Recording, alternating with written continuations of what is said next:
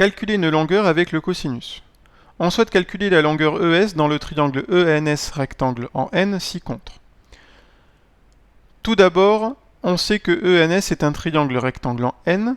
On sait également que l'angle NES est égal à 60 degrés. Et on sait également que le segment EN est égal à 3 cm.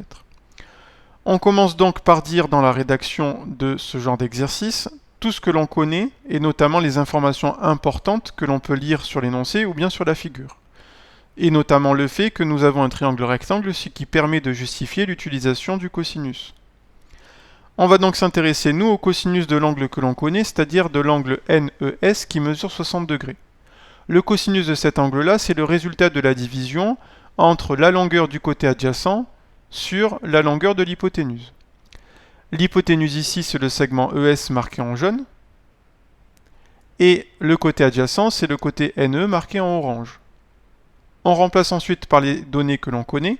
NES est égal à 60 degrés, donc ça nous donne cosinus de l'angle de 60 degrés est égal à 3 cm, puisque NE fait 3 cm, sur ES. On cherche donc à calculer le dénominateur de la fraction 3 sur ES. Pour cela, on peut mettre dessous le cosinus de l'angle de 60 degrés, un petit 1, pour que l'on ait en fait une égalité entre deux fractions. Cette égalité entre deux fractions va nous permettre de voir automatiquement apparaître l'égalité des produits en croix. Cette égalité des produits en croix va nous permettre de répondre à l'exercice et notamment de calculer la longueur ES.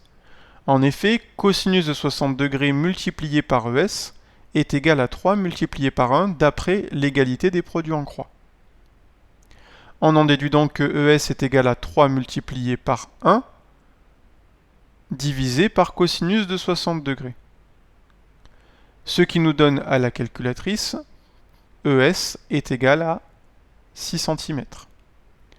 On écrit une phrase de conclusion.